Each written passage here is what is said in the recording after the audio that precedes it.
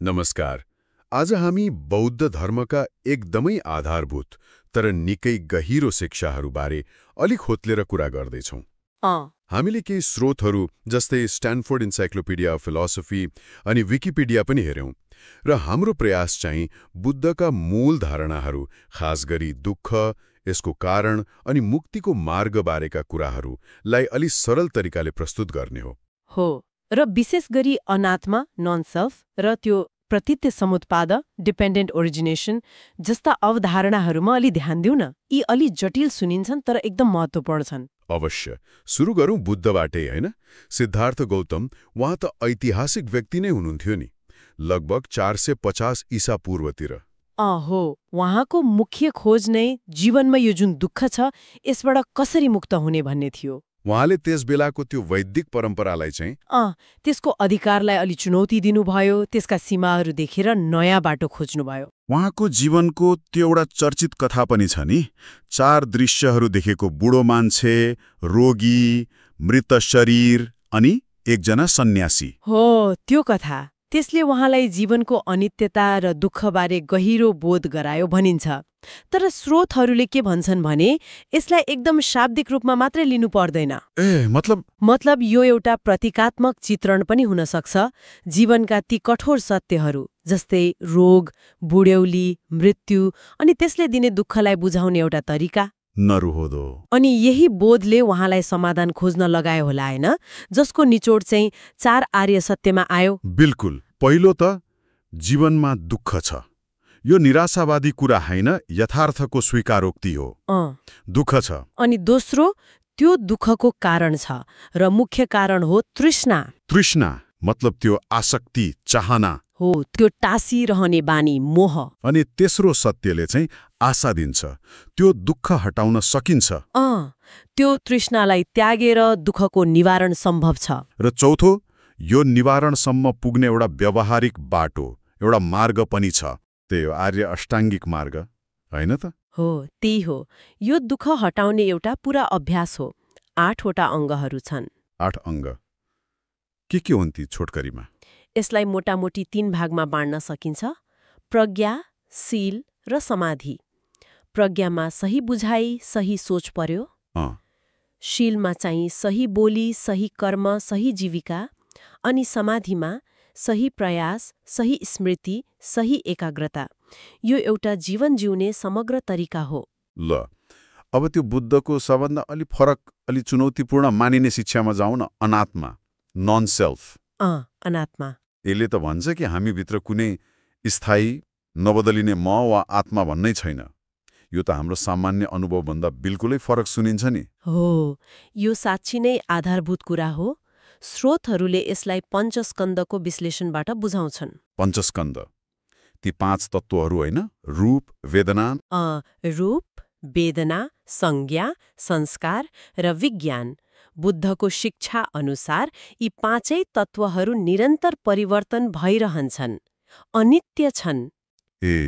कुनै एउटा स्कन्ध वा सबैलाई मिलाएर पनि यो म हुँ वा यो मेरो स्थायी आत्मा हो भन्न मिल्दैन रे।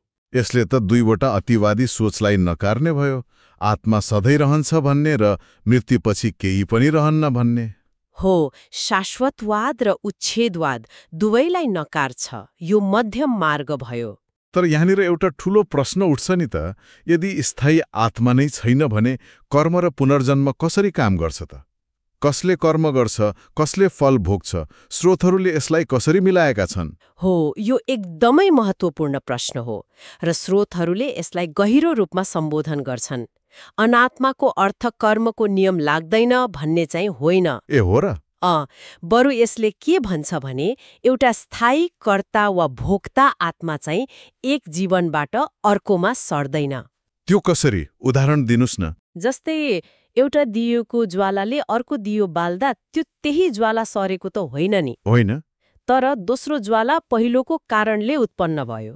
त्यसैगरी कर्मको कारण प्रभावको श्रृङ्खला, त्यो कजल सिरिज चाहिँ निरन्तर रहन्छ। मतलब चेतनाको प्रवाह कर्मको छाप लिएर अर्को अवस्थामा जान्छ। हो, तर त्यो कुनै नबदलिने आत्मा बिना नै। यो कारण कार्य श्रृङ्खलाको कुराले हामीलाई अर्को महत्त्वपूर्ण सिद्धान्तमा ल्यायो, प्रतीत्य समुत्पाद, डिपेन्डेन्ट ओरिजिनेसन। यो अलि जटिल सुनिन्छ। अलि जटिल छ, तर यो बौद्ध दर्शनको मुटु नै हो भन्न मिल्छ। यसको सार के हो त? सरल भाषामा भन्दा सबै कुराहरू जति पनि फेनोमेनन छन् ती एक अर्कामा निर्भर भएर मात्रै उत्पन्न हुन्छन्। केही पनि आफै एक्लै अस्तित्वमा आउँदैन। यो हुँदा त्यो हुन्छ, यो नहुँदा त्यो हुँदैन, यस्तो सुनिन्छ नि सूत्र। हो, यही हो यसको सूत्र। यसले नै दुःख कसरी उत्पन्न हुन्छ त्यो 12 कडीको चक्रमा देखाउँछन् नि प्राय, त्यो पनि व्याख्या गर्छ। अनि त्यो चक्र कसरी तोड्न सकिन्छ भनेर पनि बताउँछ। अनि यो अनात्मा र अनित्यतासँग कसरी जोडियो त? एकदम गहिरो रूपमा, किनभने सबै कुरा अरू अवस्थाहरूमा निर्भर छन्। तिनीहरूको आफ्नै स्थायी भित्री स्वभाव, त्यो स्वभाव भन्ने हुँदैन। यही नै शून्यताको अर्थ हो। वस्तुहरू आफैमा खाली छन्, तिनीहरूको अस्तित्व सापेक्षिक छ। भनेपछि आत्मा पनि यस्तै भयो। हो, प्रतीत्य समुत्पादले नै बताउँछ कि किन स्थायी आत्मा हुन सक्दैन। किनकि आत्मा भन्ने जुन हाम्रो अनुभव वा विचार छ त्यो पनि विभिन्न शारीरिक, मानसिक कारण वा अवस्थाहरूमा निर्भर भएर उत्पन्न हुने कुरा मात्र हो। यसलाई त विभिन्न तरिकाले व्याख्या गर्दा रहेछन्, कहिले पुनर्जन्मको प्रक्रिया, कहिले मानसिक अवस्थाहरूको उदय, कहिले अस्तित्वको आधारभूत नियमकै रूपमा पनि। ल, अब कर्मको भूमिका यसमा के भयो त? कर्म भनेको नियत राखेर चेतनापूर्वक गरिने काम भयो, शरीरले, वचनले वा मनले। प्रतीत्य समुत्पादको नियमअनुसार यिनै कर्महरूले भविष्यमा राम्रो वा नराम्रो फल विपाक दिन्छन्। अनि यही कारण कार्यको चक्रले हामीलाई संसारमा बाँधिरहन्छ। तर यो सबै प्रक्रियालाई अनात्माको सिद्धान्तसँगै बुझ्नुपर्छ। कर्म छ, फल छ, तर स्थायी कर्ता वा भोक्ता छैन। र अन्त्यमा थोरै बौद्ध नैतिकता, शीलको बारेमा कुरा गरौँ। यसको आधार के हो? शील मूलत दुःख कम गर्ने इच्छा र सबै प्राणीप्रतिको करुणामा आधारित छ। अहिंसा, कसैलाई हानि नपुर्याउनु यसको केन्द्रमा पर्छ। अनि त्यो पञ्चशील? सामान्य मान्छेका लागि पञ्चशील हत्या, चोरी, व्यभिचार, झुटो बोल्ने र नशालु पदार्थ सेवन नगर्ने प्रतिबद्धता, यो यसैको व्यावहारिक रूप भयो। दान दिने जस्ता राम्रा गुणहरूको अभ्यासमा पनि जोड दिइन्छ। त्यसो भए आज हामीले हेरेका स्रोतहरूबाट निकाल्न सकिने मुख्य निचोड के होला त? यति धेरै कुरा गर्नु, मूल सन्देश के हो भने बुद्धले दुःखको एकदम गहिरो विश्लेषण गर्नुभयो र यसको जड चाहिँ हामीले आफ्नै अस्तित्व र संसारको यथार्थ यो अनित्य छ, यसमा स्थायी आत्मा छैन भन्ने कुरा नबुझ्नुमा छ भन्नुभयो। त्यो अज्ञानतामा भयो। अज्ञानतामा।